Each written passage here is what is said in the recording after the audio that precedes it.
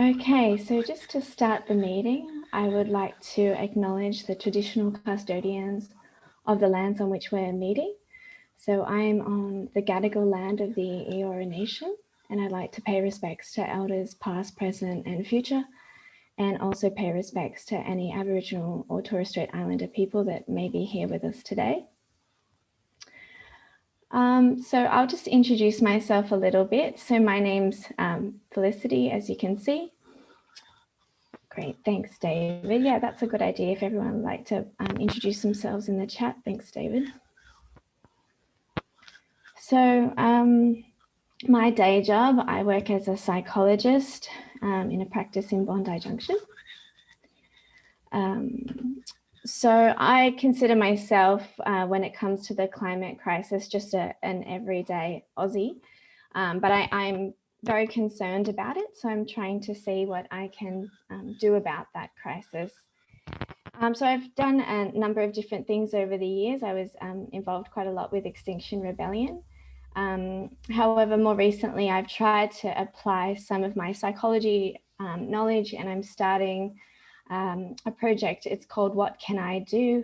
And it's a 10-week challenge where each week we give people a challenge related to the climate crisis. So look at different things like diet, transport, emissions. So we're actually in week 7, and the challenge is around writing, excuse me, submissions and petitions. So everyone doing the challenge is being asked to do that. So that's why I organised this interview with Joel. However, I thought, obviously it would be a great resource for a lot of other people as well. And I think it'd be good to put it online after this. Thanks so much for coming, and I really want to thank Joel for taking some time out today. It's great that I know Joel personally, and it's great that he has the expertise to answer some of these questions. When I was trying to express, why submissions and petitions were important, I realized that so I thought, if I'm a bit confused, so it's saying my internet connection's a bit unstable. Okay, so I realized if I'm a little bit confused, then probably a lot of other people are a bit confused. And I thought, I know who could help, Joel. So thank you. So I'll just ask Joel to introduce yourself now. Thanks, Felicity. Thanks so much for asking me to come along today, and thanks everyone for joining us. So my name is Joel Mackay. I'm a campaigner at Amnesty International Australia. One of my key roles at Amnesty is writing submissions, organising petitions and other actions such as emails and calls and everything like that to support our human rights campaigns, including our new climate justice campaign. Before Amnesty, I have had experience working kind of across the sector in different roles, including as a political staffer, so being on the receiving end of submissions and petitions and calls and emails, as well as working for other not-for-profits in a campaign and policy and government relations type capacity. So thanks so much, Felicity, for having me today, and really keen to have a chat about submissions and petitions and how we can kind of use them across the climate sector. Excellent, thank you. And so I guess maybe we might start with petitions. So I know there's lots of different sort of petitions out there. I know, you see a lot on change.org. I know a lot of sort of charities run them as well. And then there's also the government petitions. Can you tell us how those different petitions can help with the climate crisis? Yeah, sure. So petitions, I guess, are a really traditional and really well used and well loved way of mobilizing your audience, mobilizing your supporter base. You mentioned a few different types of petitions there, and they all have their own type of purpose. One of the really kind of interesting developments over the last few years is the government-based petition, the parliament-based petition, where parliaments kind of have set up their own systems to accept petitions in a certain way. And when those petitions reach a certain number, they trigger something in Parliament. So for example, in New South Wales, if you get 10,000 signatures on a e-petition online, it triggers a debate in the Parliament House, which is obviously a really great way to bring attention to your issue, get MPs hearing about it in the chamber. It gives you a hook for the media. It's a really good way of getting your message out there. There are some limitations on e-petitions. There's a time limit on how long you have to collect your 10,000 petitions, for example, and also by using the e-petition system, it means you don't get the data of the people who signed your petition, which means you can't contact them afterwards. Only the Parliament can contact them. So kind of a benefit of the more traditional kind of in-house petition, I guess, is when you're getting people to sign your petitions and collecting email addresses, that's obviously a really good way of keeping in touch with them as supporters and kind of taking them on a journey with you along various actions for your campaign. That's great. Thanks so much. And so I did see on change.org recently, there was a petition and they had a heap of signatures, but then they updated it saying, you know, that the Parliament won't sort of acknowledge those signatures. Could you talk a little bit more about that? Yeah, so that's this government Parliament-based system of petitions is to kind of trigger the debate or trigger whatever parliamentary kind of action there is. The petitions have to be submitted through the parliamentary website. So you can't do it through Change. You can't do it through your in-house petitions. Like we can't have an amnesty petition trigger something like that. There is a way around that though. And the way around that is to have your petition tabled rather than submitted formally to the Parliament. So this is something we do quite often in the federal Parliament, where we collect signatures over a long period of time and then get a MP or senator who is kind of friendly, who's an ally on their campaign. And rather than kind of submitting the petition to Parliament to trigger a debate or to trigger a motion, what we can ask them to do is to table just the physical document of the petition. And when they table that document, they get a minute to speak and they can say, 20,000 people have signed this petition. They could read out the petition text. And again, that's a really good moment of having your petition talked about, your issue talked about, and also, again, gives you another good media moment as well. That's great. Thanks so much. So we might open it up to see if anyone has questions about petitions before we move on to talking about submissions, if that's okay. So if you'd just like to unmute yourself if you have a question.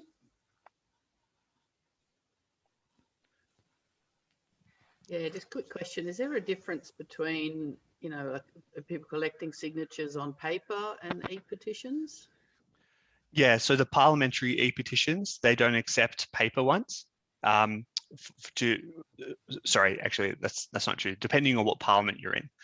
So New South Wales Parliament, they accept e-petitions, which is 10,000 online petitions through the parliamentary system to trigger a motion or so trigger a debate. Or they do accept paper signatures. They have to be still in a certain format, and you need 20,000 physical signatures to trigger a motion or a debate if they're physical. So there's two separate systems in New South Wales. That's great to know. Thank you, Joel. The other point I'll make about petitions as well. Oh, sorry, Daniela, you go. Yeah. So when you have people signing petitions via QR code or something like that on an organisation, so that doesn't count at all.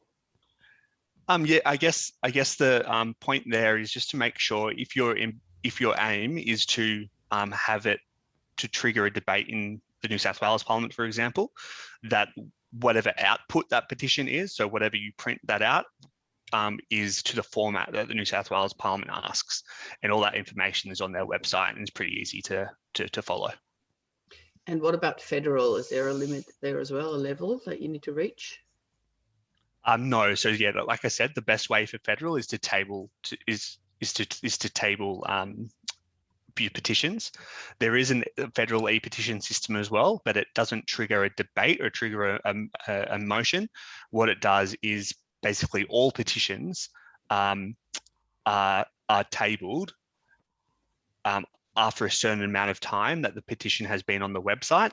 But there isn't really kind of like any process or anything like that. So the government actually really dumbed down this process a few years ago. And basically what it looks like now is there's a standing committee on petitions, and once a parliamentary session, all of the petitions that are online get tabled as a whole. So the committee of the chair, the chair of the committee basically just says, in the last month, we received X amount of petitions on these issues. And that's basically as far as it goes through the federal system. So like I said, the way we get around that is by asking friendly MPs to table our petitions as separate documents rather than using the e-petition system. And it does change kind of from jurisdiction to jurisdiction as well. So Queensland is more similar to New South Wales, for example. Yeah, David, thanks. Yeah, just in terms of doing a change.org petition or one of those mass petition websites versus doing something where you're canvassing signatures at local markets and that sort of stuff, what's more powerful, paper versus online, and in terms of how they're received by the pollies?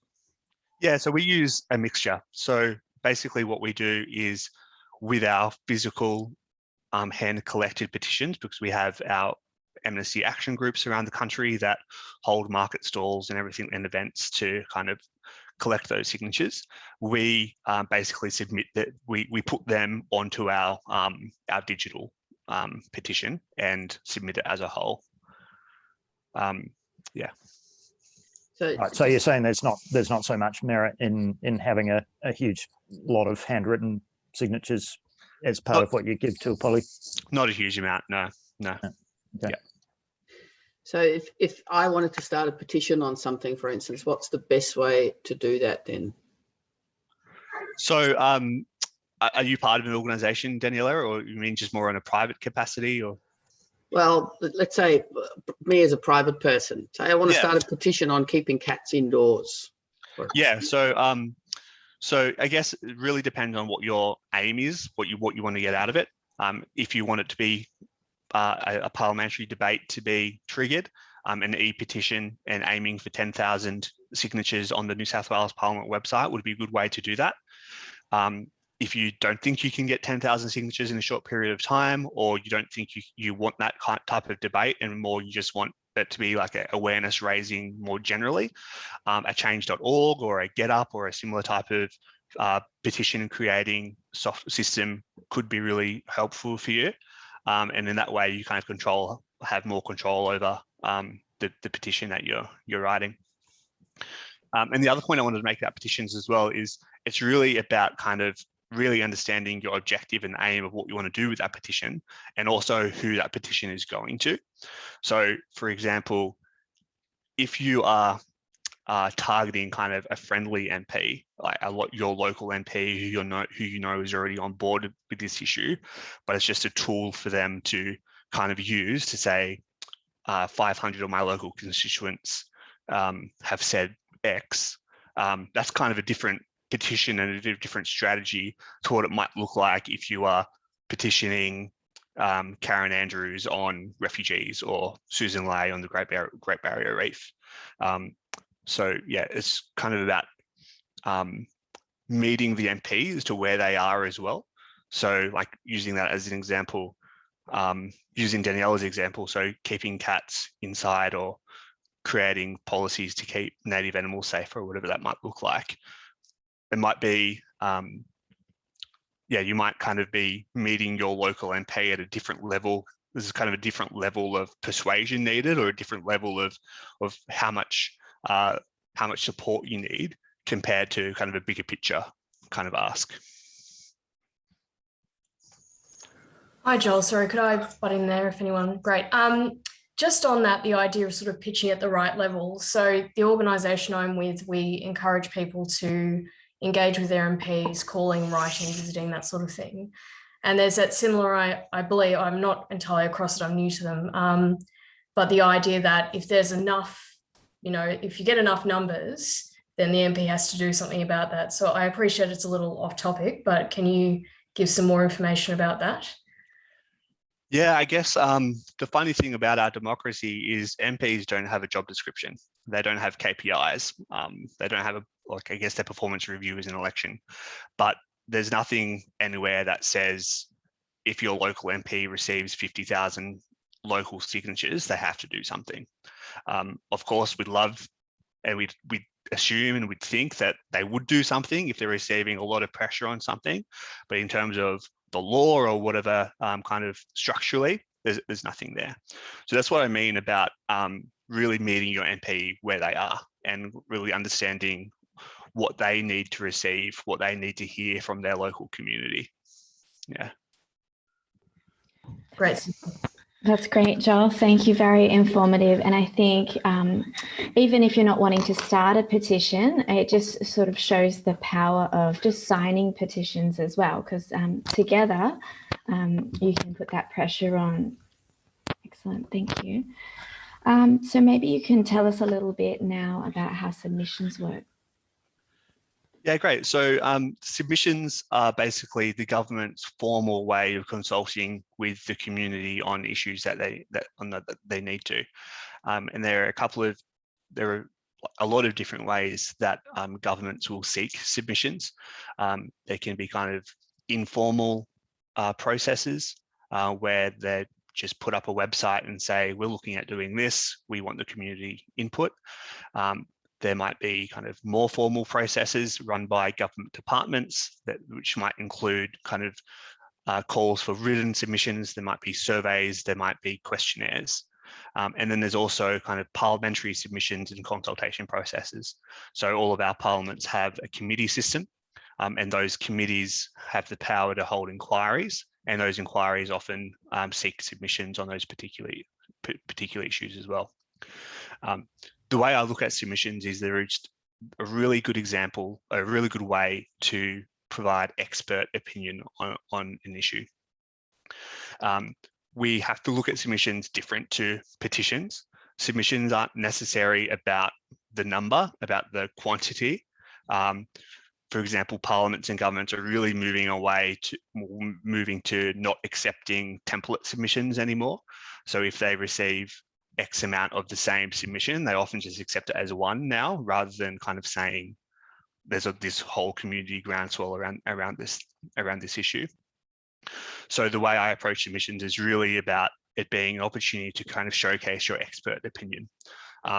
If you're an organisation or a private individual who might not necessarily be an expert, it's still a really good way to kind of amplify expertise, amplify rights holders, people with experience, bringing attention to the organisations who do know what they're talking about, and that type of thing. Yeah. So how would you do that as sort of just an everyday Australian without expertise? How do you amplify the expertise? Yeah, so I guess there's kind of two channels of research that I'd recommend that you do. One is kind of forming your own opinion on the issue, of course, researching the issue itself. So researching the issue itself and kind of what important information you think the government needs to know about that. But then also have you think about who the key players are in these situations on these issues, who are going to be affected by these issues. And something that we do at Amnesty, even though we're kind of a big organisation ourselves, if we know that there is a better placed organisation to be talking about issues, we'll definitely go to them and ask them, are you submitting on this inquiry? When you get to it, do you want to let us know your key points so we can include that into our submission as well?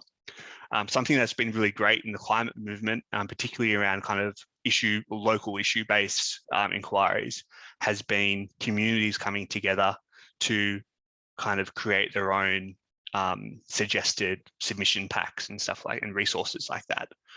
So doing a little bit of research to find those types of resources and tools is a really good way to go about it.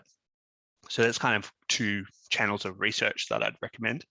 And then kind of the third lens to apply to it, I think, is again adding that personal touch. So expertise, these are the facts about the issue. These are the facts about the rights holders, and this is now what I think about it. So I saw that there's a few groups, a couple of people here from Parents for Climate Action. So obviously the submissions are a really good opportunity for parents and groups of parents to apply that lens to the submission to say, as parents, this is what we're worried about. And I've seen some of the submissions that you guys write. I know that you do that already, and it's really great. Great. And so it sounds like once you put that research into making a submission, there's a little bit of work that goes into that. So is there anything else you can do once you've got a submission? Yeah, so I see submissions just as a campaign tactic, as a campaign resource. The submission process shouldn't end when you submit it. We use it to send to other relevant members of parliament, other politicians who are interested in these issues, even if they're not necessarily involved in the particular inquiry that you're submitting to. I'd still send it to other MPs that are kind of tangentially interested or have some type of involvement in the issue, or are affected by the issue, or their community is affected by the issue. We make our submissions public, so other organisations can use them in the future. We kind of turn them into digestible and understandable social media assets and things like that as well. Sometimes we make little videos from our submissions, kind of highlighting the key points, just to really, kind of get more bang for your buck from what can be a really resource-intensive process of writing a full-on submission, is to then kind of keep on using it further. I might just clarify. So what if you're part of a local community and there's an issue affecting you? So I guess the example of parents, what sort of things might you write in a submission? Would it just be something like, as a parent, I'm concerned about this issue because of X, Y, and Z? Is that sort of sufficient in those instances? Yeah, I think that's a good way to approach it. So, like, for example, I know there's a submission process at the moment for resource exploration in the Ralston area in New South Wales. So one way we could approach submissions in that process would be, here are the facts. This is what resource exploration would look like in Ralston and why it's bad. This is what the local Ralston community is saying and why they think it's bad. And then as a parent, this is what I think it's bad. That's great. Thank you. So I'll open it up in a minute. I just want to ask one more question. Obviously, there's a lot of young people who are concerned about the climate crisis who may not be of voting age. What can they do in terms of petitions and submissions? Yeah, so young people, and we're seeing it more and more, can be just as involved and do exactly these same things. So signatures for under 18-year-olds on EU petitions, for example, count in New South Wales and federal at least. So mobilising young people for those types of campaign tactics is really important. I think getting young people to write their own submissions is really important. And kind of resourcing and training and mobilising them to do it. Youth Action, the youth peak body in New South Wales, do a really good job at that, helping young people get involved in these processes. The YMCA run a program called Youth Parliament every year, which is also kind of a similar program where they empower young people to be involved in parliamentary processes. So yeah, supporting things like that, I think is really important. Yeah. And just the other point before we get to questions as well that I thought I'd make with submissions is, again, kind of really understanding the audience when you're writing. And I guess there's a couple of different audiences when you're writing submissions. So, and I'll talk broadly about parliamentary inquiries at the moment and kind of parliamentary submissions. And one of the things that when I started writing submissions, I didn't really kind of understand as much or value was that the first person to read your submission is a bureaucrat. It's a committee staffer whose job is to summarise your submission for the MP and then to make a recommendation on whether you should be more involved in the inquiry process. That is, should you be called back to a hearing, like a public hearing or a private briefing to the committee or what that might look like. These committee staff, the committee secretariat are often experts in the field. So for example, the committee on the environment, the Senate Committee on the Environment, there'll be a couple of advisors as part of that committee who are experts in climate change and other environmental issues. So we've just got to keep in our mind that we're pitching to experts, and they're going to be looking at our stuff through that expert lens, and they're going to be looking for kind of the best points to make, to paint a picture for the committee. So that's just a kind of something that I keep in my mind when I'm writing these things. Just on that as well. So, you know, I presume they're going to try and get through these things fairly quickly. So in terms of writing, do we sort of refrain from having walls of text? Should we go for things like dot points as you would for a grant, maybe? How would you go about that? So I think it's making it readable and understandable is priority. So I don't think it matters whether it's dot points versus kind of full text or what that might look like, but presenting it in a way that is readable and understandable for that particular audience is really important. So like a really important part, for example, is like good footnoting and referencing, making sure that the committee knows that you know what you're talking about. So if you're putting stats and facts and kind of making assertions, that it's backed up as well. So when they're making their analysis, they know that they're not putting something that could be false to the committee. So I think just readability, understandability is priority. Yeah.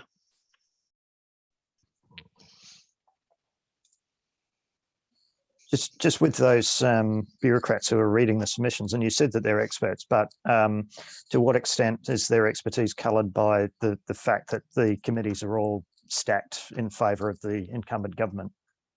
Yeah, definitely. So I like to, and I might be on the minority, I like to think that we can trust the bureaucrats, the independent bureaucrats in the committee who aren't hired by politicians, but hired by departmental heads, by kind of the parliament itself. Definitely though, there is kind of pressure from the committee to be told what they want to hear. And that's just another consideration to make when you're writing your submissions. I mean, like any kind of campaign tactic, it's always about understanding who you're writing to and making sure you're crafting your message in a way that hits them where they're at. Yeah, I mean, we're sort of trying to take the moral argument that we're acting on behalf of our children whose futures is irrevocably affected by climate change. So another question I had is, in terms of speaking to them as experts, you know, we often will cite reports like the IEA's report on 1.5 degrees that says no new fossil fuel development or you know, major infrastructure construction, or the UNEP report on methane, that sort of thing. We're also obviously citing the duty of care finding from the federal court recently and things like that. You know, what's your advice on sort of throwing that sort of stuff that they should damn well know in their faces? Yeah, I think that's really important. Yeah, even though they're experts, you need to cover the basics. And when I say expert as well, it's kind of a broad-based expertise in the issue too. So they're not going to be as much of an expert in the very specific asks that you're talking about. So like for me in human rights, when I'm one of the main campaigns that I work on is youth justice, and we consider our team as to be some of the most kind of have the most expertise in this issue in the country. When we're writing, we kind of have to pitch both ways, cover the background, cover the general information, broad-based arguments, but then kind of hammer it home with the really pointed facts and really pointed recommendations.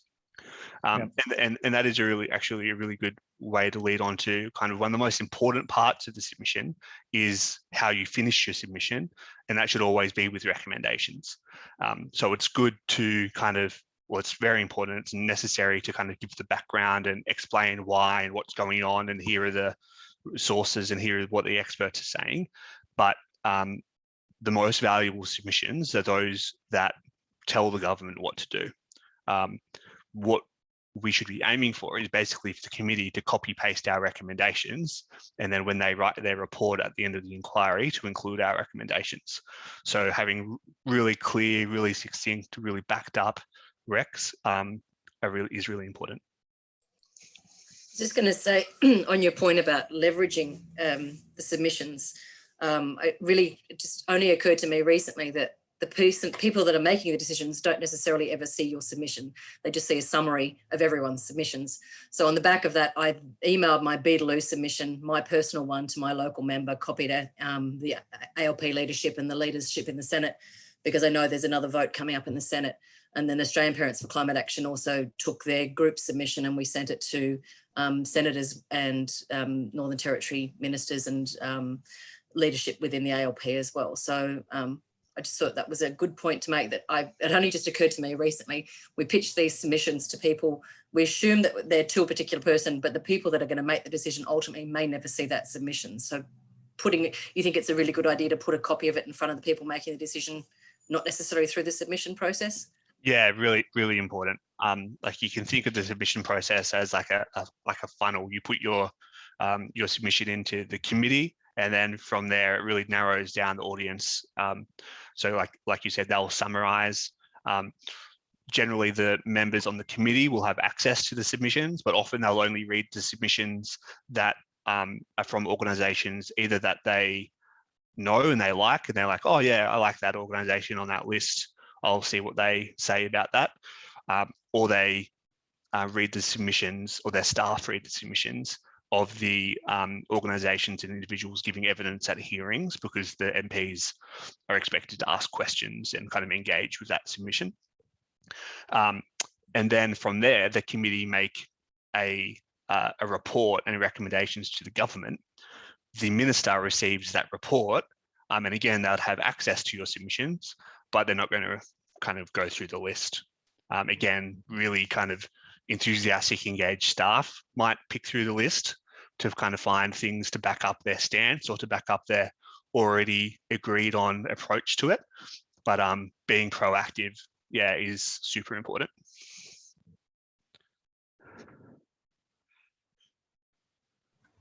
A bit of a practical question. So, I mean, there's always so many submissions and this and that one could engage with. Is it worthwhile rather putting like 3 really great submissions that you work on for days, or worst case, just write something just so that you've got something out? Yeah, yeah. My gut feeling is it's more quality over quantity when it comes to submissions. Yeah, it's really about kind of making sure that the key points and the experts are amplified. So having a submission that does that well is going to be better than the committee receiving 1,000 half-page submissions that just say, we disagree. You know what I mean? Yeah, I think it's better to prioritize the in-depth expertise. Yeah.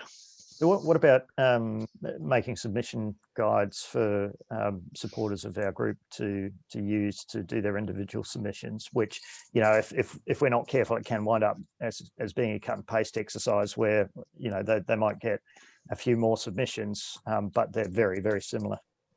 Yeah, so the way we approach that is we kind of flipped our submission templates to start with the localized opinion, or your personal expert opinion. So for you, your submissions might open with the parents' view on this issue, or the local view on this issue, and then get into the expert stuff. So then what about if we write submissions on, I mean, I'm hardly an expert on climate change. And like David said, they know all this stuff. So how do you really make it powerful when all the facts are so well known? Yeah, so I don't want to seem like a naysayer, but sometimes it just is, if you don't have something worthwhile to contribute, maybe think about how else you might want to use that information as a different tactic. It might be better to use the information that you have as a petition, or as a social media campaign, or as a letter writing campaign or an email writing campaign. Submissions really need to be seen as this expert process that the committees engage with. And while it's important that the broader community are also engaging with that, I guess as individuals, it's a question to us as to how we want to balance our time and how we think we can prioritize our personal resources as well. One question I have about that is when I first started writing submissions, is it in planning responses, so planning for submission callouts from IPC in New South Wales and New South Wales Planning Department, and I'd go onto the submissions and I'd just see support for coal mines and gas projects, because the person proposing the project knows the process, knows when it's going to be on, and they can really easily mobilise their support base.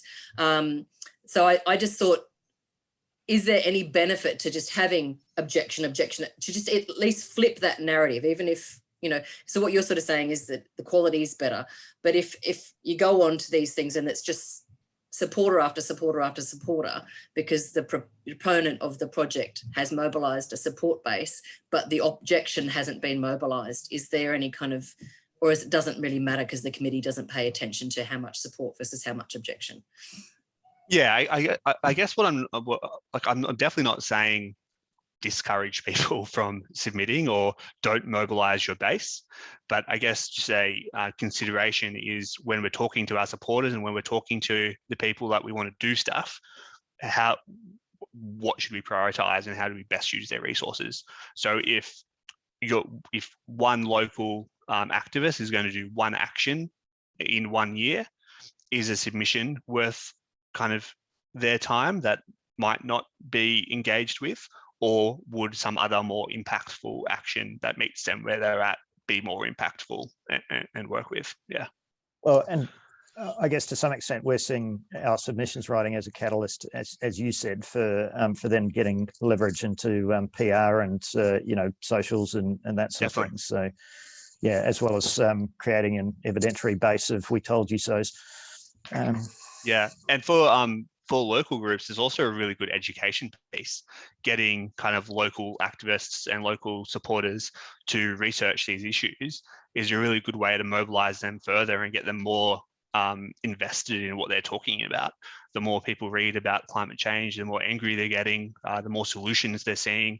It's just a really good kind of mobilization tactic as well.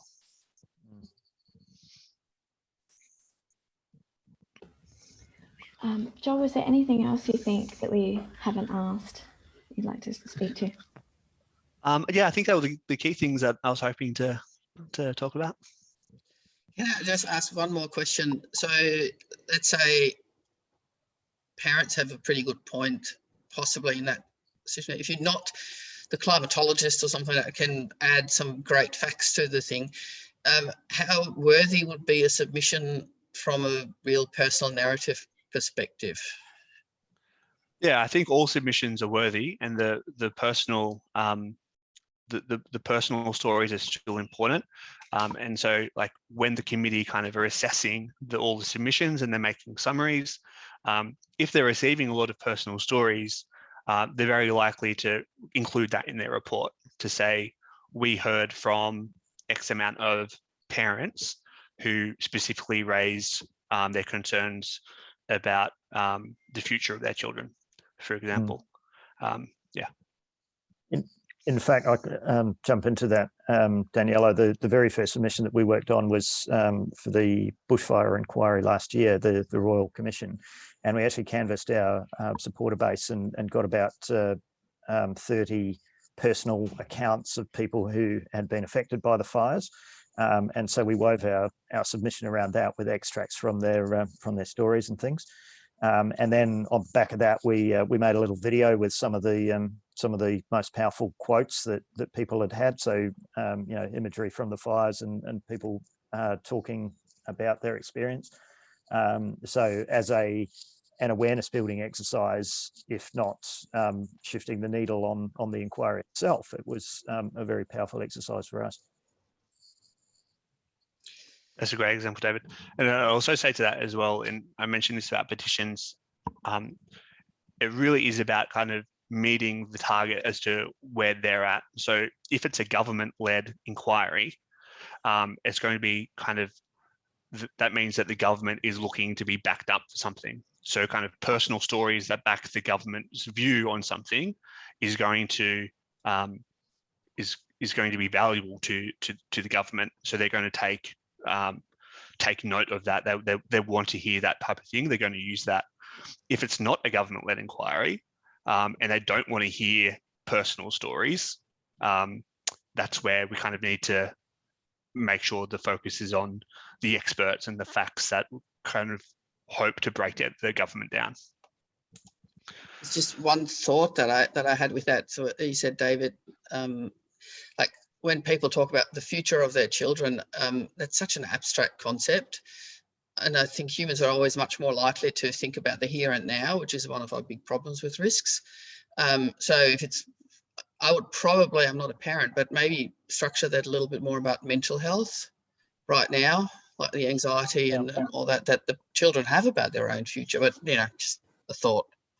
Yeah, and the UN Children's Organisation, I can't remember the acronym, but they actually, a couple of years ago, they did a piece based on the Australian drought and the effect of children on the Australian drought, and they actually published quite a good little report on that. And mental health impacts was quite a significant part of that. And obviously that then flows through with the bushfires and everything else that we've had, that, you know, mental health is a big current impact, as well as physical health, given the risks of pollutants on children's health. You know, the Asthma Foundation found that 12% of childhood asthma is related to use of unflued gas appliances like stoves and heaters and stuff in homes. So, you know, there are clear and present dangers to our children from a health perspective, regardless of the future impacts of climate change. Joel, I was just going to also ask, in terms of, we've talked a bit about the parliamentary inquiries and things, but what about when we're say objecting to a coal mine or whatever, and so we're responding to a set of EIS documents? You got any tips in terms of how we approach those types of submissions?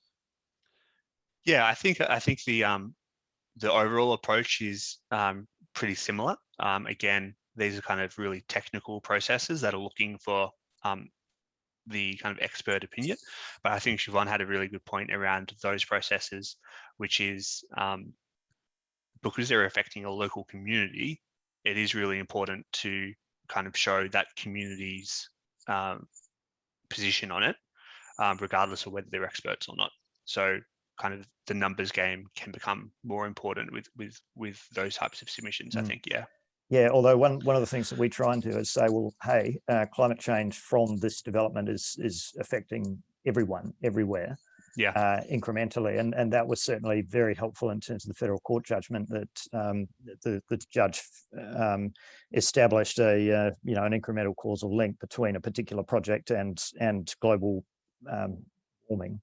So, you know, to some extent, the local impact on the community, you know, obviously there might be direct air pollution impacts and that sort of stuff, but the climate impact affects us all.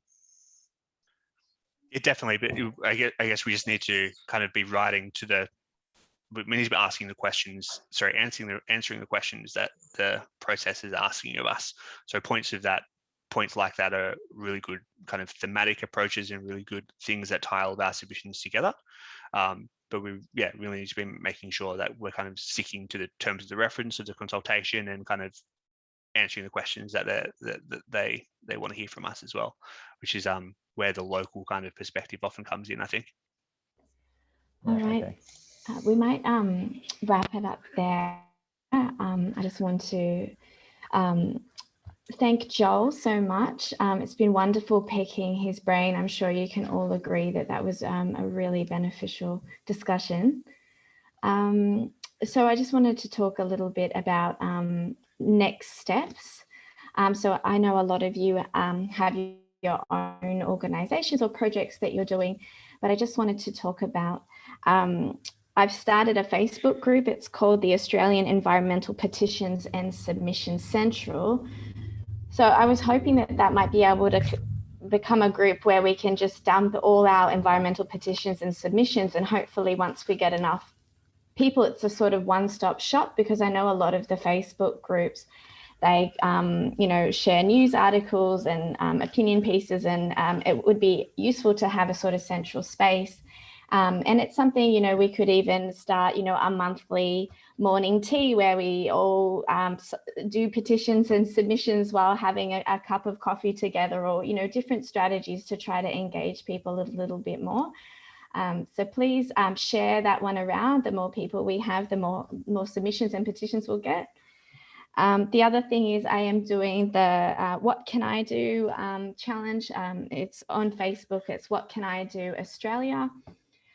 So I'm mainly designing this to try to engage people who aren't that engaged with the crisis, trying to use some of my knowledge of psychology to take away some of those barriers, make engaging with the crisis a little simpler and a little bit more, I guess, of an enjoyable experience.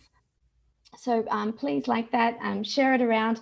And although you might be engaged, it's something that you could do and then use it to spark discussion, by sharing, oh, this is what we're doing in week 7 of the challenge. I filled out this submission, it feels great. So it's sort of, talking points for your social media where people who are following you, who aren't engaged, might be inspired by your action as well. So just wanted to ask Joel if there was anything you'd like to add before we finish up. Nothing to add, just a big thank you to you, Felicity, for organising this and for the great work that you're doing. The challenge is really inspiring and I hope people are getting involved. And thank you to everyone else who came along today, and thank you for all the work that you're already doing. Thanks, Joel. Sorry, Felicity, just one other question is, I'm just wondering if you're plugged into CANA, the Climate Action Network Australia. No, I haven't. I'll have to Okay, look so them up. it's like a meta group of climate action groups. So it's got over 100 groups in it, including the big guys like Greenpeace and WWF. I think Greenpeace is in it, but and ACF and things like that, and then down to more grassroots groups like ours. Thanks for that. That's great. And so one of the reason I brought it up was because your idea of having a submissions forum is one that I've been trying to push within CANA, because we've got a lot of people doing amazing research on submissions, and it would be nice to be able to sort of pull that expertise and that effort and add impact by, like, one group taking on each submission, coming up with a crib sheet saying, like, here are the main points, so having done the research, and then making that research available to others so that they can customize their own submissions. That's a great idea. I'll definitely check that out. Thank you. All right, thanks so much, everyone. And, feel free to comment as well in the Australian Environmental Petitions and Submissions group. It's a space for discussion as well as sharing petitions and submissions. So thanks so much. Thank you. Bye. Thank you. Bye all. Felicity, sorry, so what was that last one? Can you? So the Australian Environmental Petitions and Submissions Central is the Facebook group to put all the petitions and submissions in. And then there's my challenge, which I'm running. It's if you type "What Can I Do Australia?" that will come up. I've got that. Australian petitions. Australian Environmental Petitions and Submissions Central. Okay, perfect. Great. Thanks, Felicity. Yeah, thanks, Daniela. See ya. Bye.